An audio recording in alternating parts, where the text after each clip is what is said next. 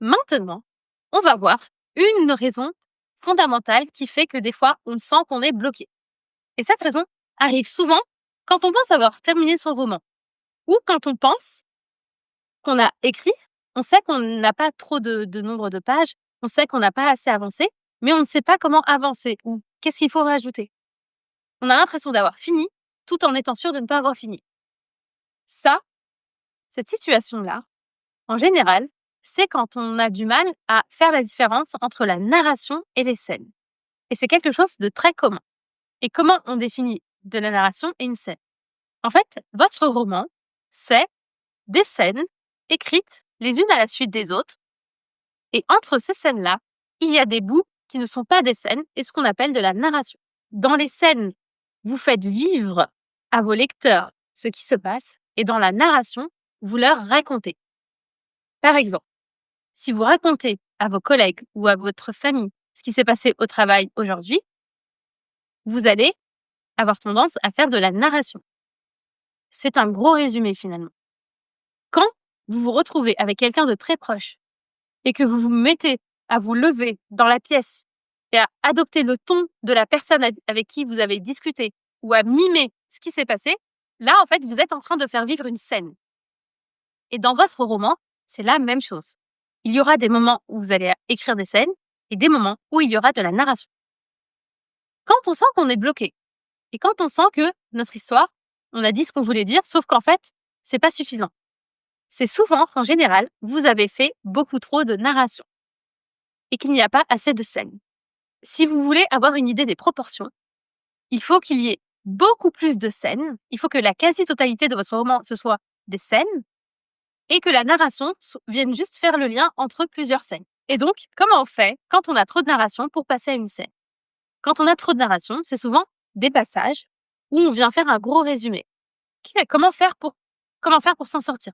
On choisit un résumé. Par exemple, vous êtes en train de dire que, en allant acheter sa baguette le matin, une mère de famille apprend une terrible nouvelle.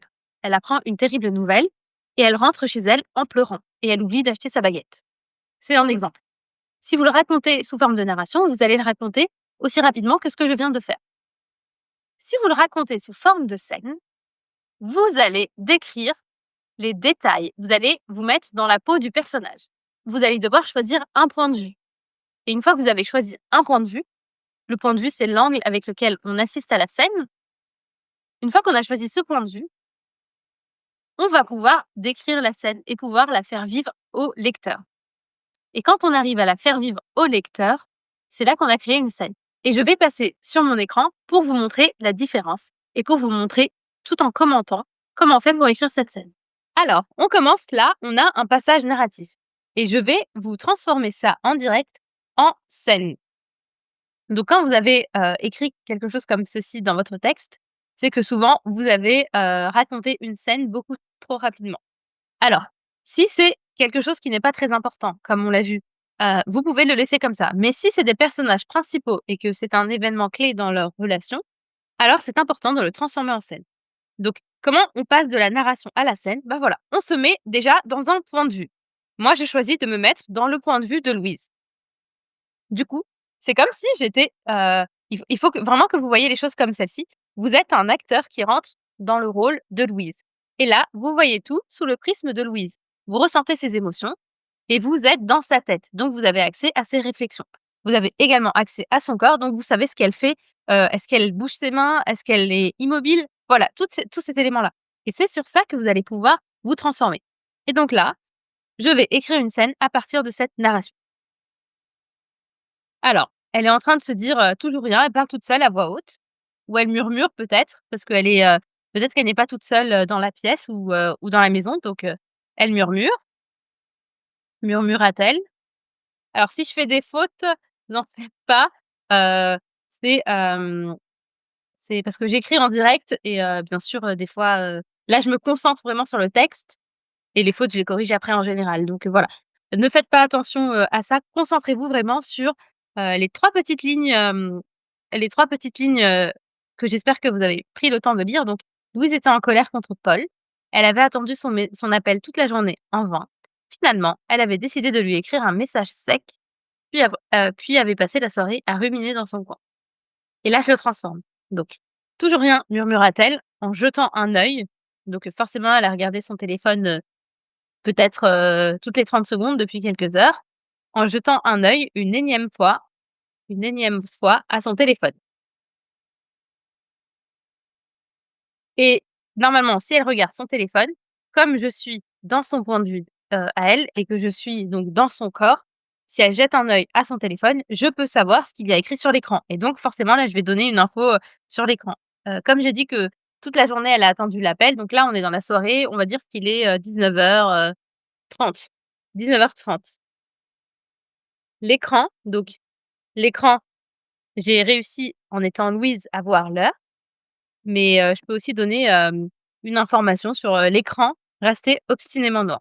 Je rajoute le mot obstinément pour vraiment, montrer, ou donner un peu cette idée que même le téléphone est complice, de Paul.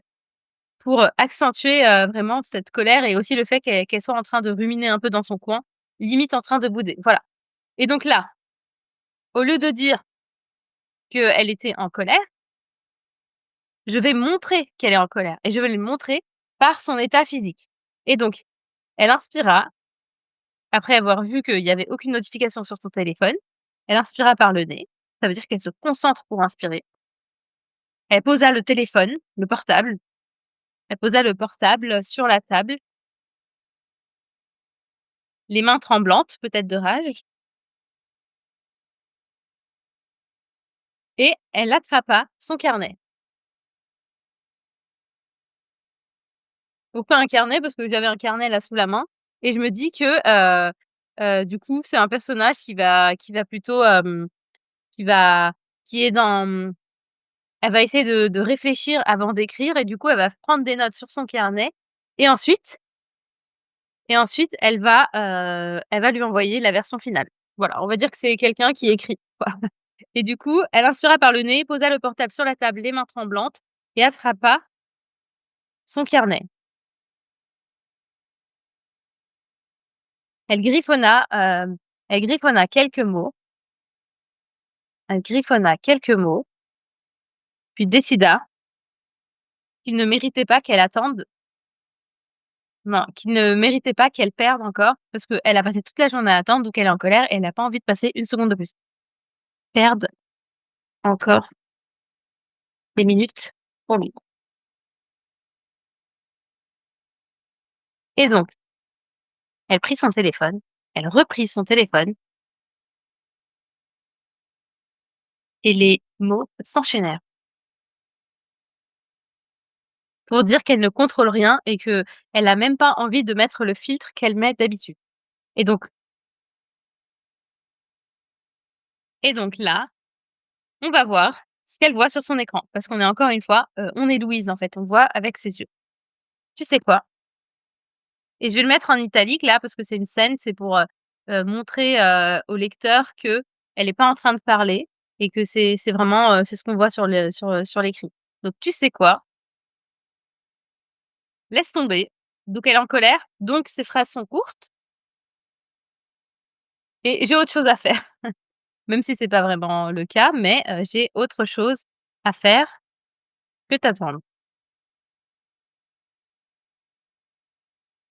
Mais quand même, elle relut avant d'envoyer forcément et donc là, elle relut, c'est plus du tout ce qu'elle écrit, hein, c'est moi qui décris la scène. Elle relut, elle hésita un peu quand même, puis elle appuya sur envoyer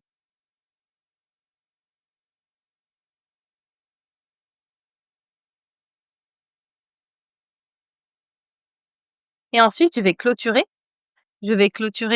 pas laisser la scène comme ça juste avant de voilà, je sépare un peu pour mettre, de l'espace pour clarifier. Comme, ici j'ai dit qu'elle a passé la soirée à ruminer dans son coin, en fait, je vais le montrer. Ensuite, elle resta là, immobile, à fixer la fenêtre et donc là, je suis en train de dire qu'elle rumine, qu'elle est en colère et donc en fait, elle fait rien et aussi, on va mettre un peu de visuel. Et comme on peut pas, voir son visage, parce qu'il n'y a pas un autre personnage en face, je vais la mettre devant, comme elle est devant la fenêtre, je vais faire en sorte qu'elle arrive à voir son visage sur la vitre. Comme ça, on peut avoir des informations visuelles et physiques pour le lecteur. Voilà, le reflet de son visage. J'aurais pu aussi le faire avec un miroir. Le reflet de son visage crispé, parce qu'elle est en colère, parce qu'elle rumine, s'y dessinait. S'y dessinait dans la nuit tombante parce que voilà, la nuit, j'ai dit qu'elle avait passé toute la soirée ruminée dans son coin. Voilà, là, j'ai écrit la scène et là, en fait, je suis en train de dire exactement la même chose que dans le passage narratif.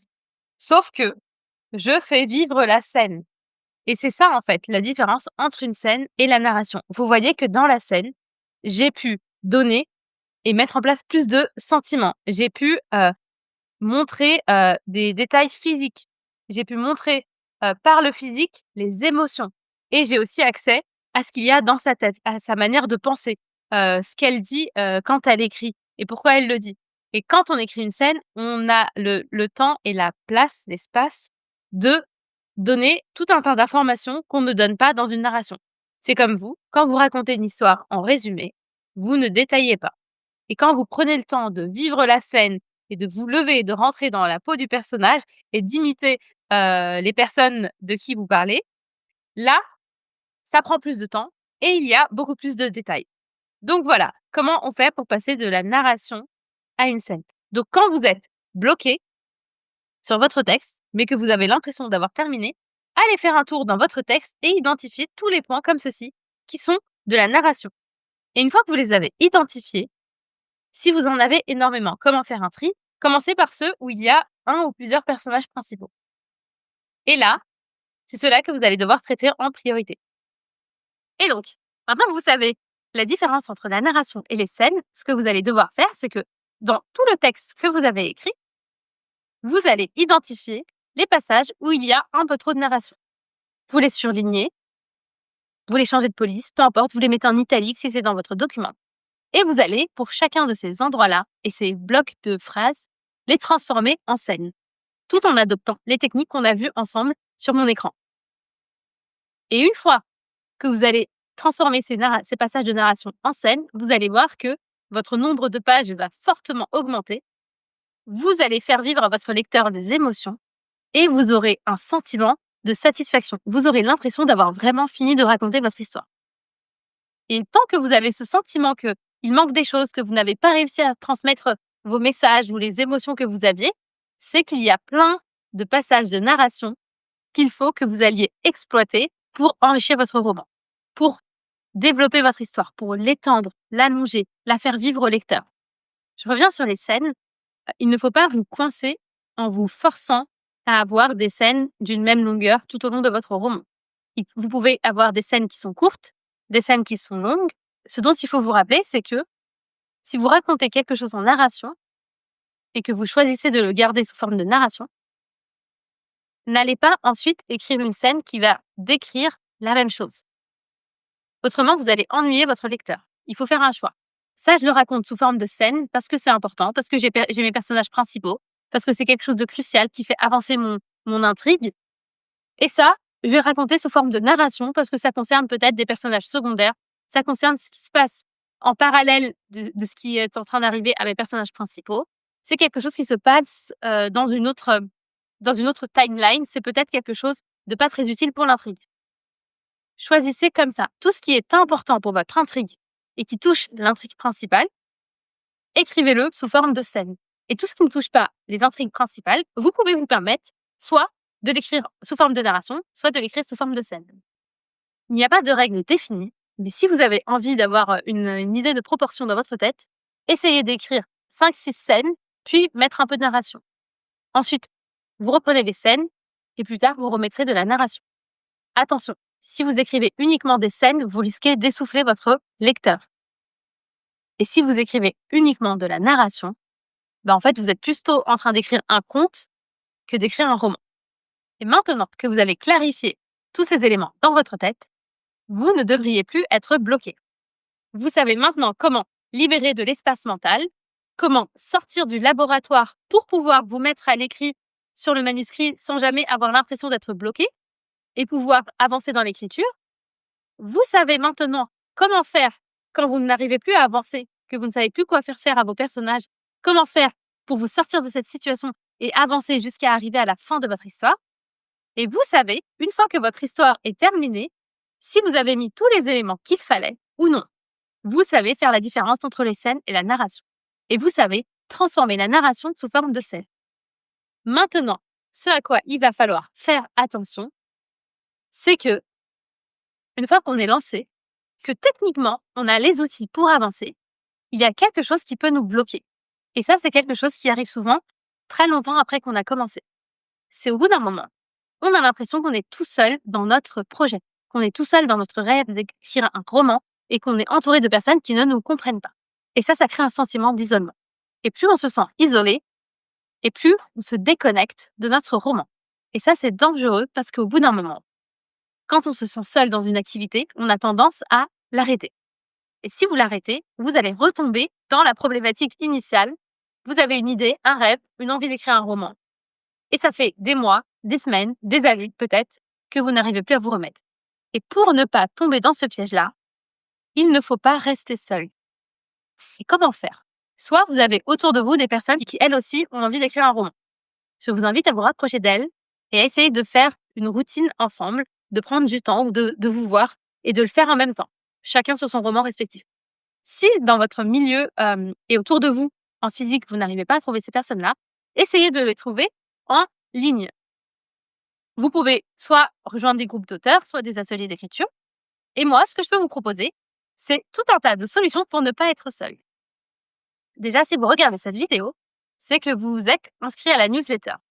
Ce que je vous propose dans cette newsletter, c'est de recevoir un mail une fois par semaine qui va vous donner des techniques comme celles qu'on a vues dans ces vidéos. Des techniques qui vont vous permettre de rester connecté à votre histoire et à votre roman.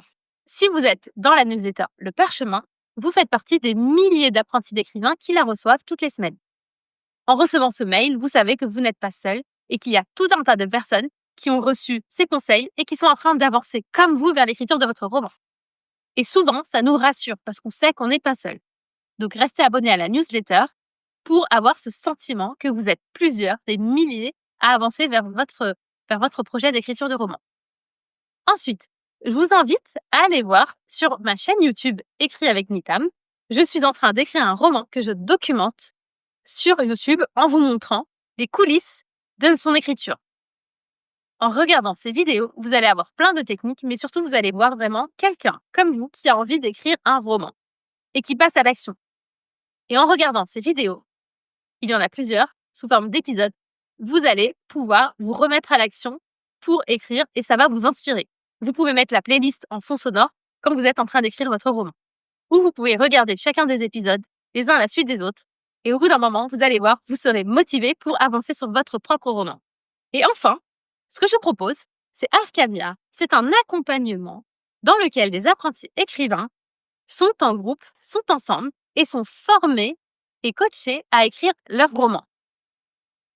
Arcania n'est pas ouvert tout le temps sur inscription. C'est sur sélection et ça ouvre seulement sur quelques périodes de l'année. Donc, en attendant les prochaines ouvertures, je vous invite à rester dans la newsletter pour avoir ces techniques toutes les semaines et à regarder sur la chaîne YouTube les avancées de mon roman et les cours vidéo que je mets à votre disposition. Voilà, maintenant vous avez tous les éléments en votre possession pour vous débloquer, peu importe le blocage que vous aviez au départ. N'hésitez pas à me faire par retour de mail vos remarques sur ces vidéos-là et comment vous avez réussi à vous débloquer. Et puis je vous dis à bientôt, peut-être dans la newsletter, peut-être sur YouTube ou peut-être dans Arcania. Très bonne continuation à vous.